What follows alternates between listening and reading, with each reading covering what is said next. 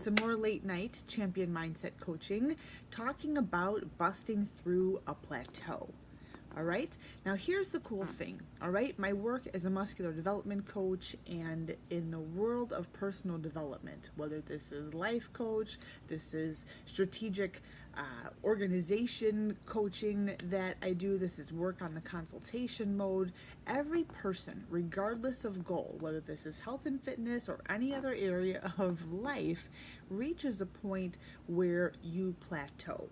And no matter what you do, it seems like you're not making any progress. And it's super frustrating, especially if you're a goal-oriented individual, especially if you're an ultra high achiever and you have always been a very, very high producer, and you no matter what you do, it's like you're hitting a lid.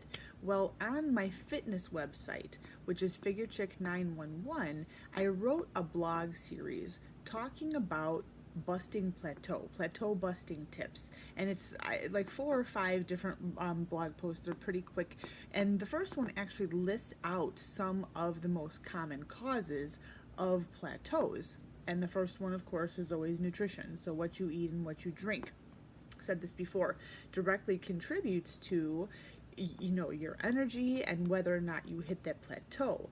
But when you go back and you read that blog series, it doesn't just have to be health and fitness. You can actually substitute out whatever goal it is that you have.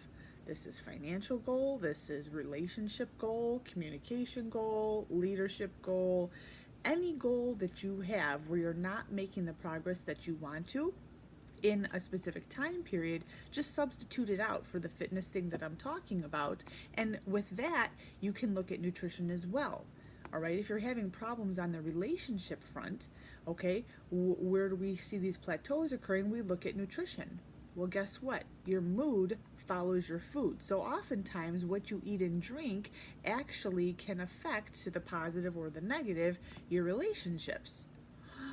Okay, but it can also talk about other things that you feed your body. What are you feeding the body? What are you infusing your body with? What are you nourishing your body with? What's the quality of the information? Are you reading a bunch of smut and a bunch of stuff which glorifies conflict and a sassy, brassy woman who's spiny and has to be in charge all the time and demasculinizes the man? Or are you reading about women as being just mere sex objects and they're like a conquest for you? And I put those examples out there. I know that they're kind of extreme, but you have to really own the stuff that you are putting into your body, whether it's you're consuming it in the form of like actual food, or what it is that you're listening to in music. What are you watching on TV? What do you watch with other people who you hang around? How do they treat other people in their relationships, their spouses or whatnot? It's whatever you put into your body, that's what goes out. So it's garbage in, garbage out, right? It's a Steve Jobs thing. So whatever goes in is gonna come out. You've got to be super intentional about what you surround yourself with. Now, one of the other topics in this blog series is something called stability precludes dynamism. And what that actually means is, if you look at straight up athletic performance, in order for you to have high-level performance movements, if you will, explosivity, high level of agility and ability to negotiate, through a field, you actually have to have stability in your muscles and in your core in order to have that high level performance. If your body senses that you're unstable, okay, whether you are running or working on unstable terrain, you're working in a muddy field, or something with hills, and you've never practiced out there before, your body actually expends the energy to stabilize you first before it allows you to do these certain movements with great results. Or if you lack core stability, or your glutes don't fire and it's your quads which are taking over the movement, and what you will find is that you're not having as explosive of a movement or as much power or agility as you would have if you actually had those muscles working at full capacity. So it comes back to the fact that your body is always wanting to stabilize you first before it will allow you to operate at high levels and do, really fun, cool shit. Okay? Same thing with any other goal. Whether, let's take public speaking.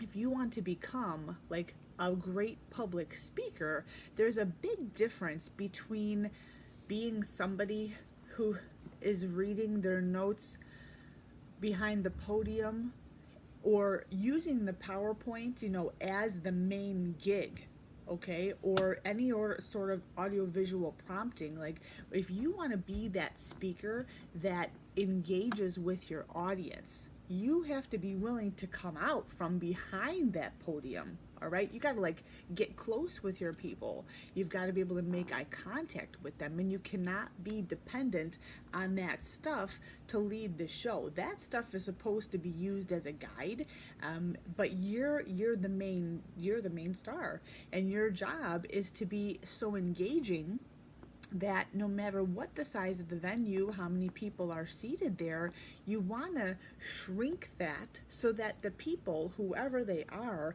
they feel as comfortable there with you as they do in their own living room.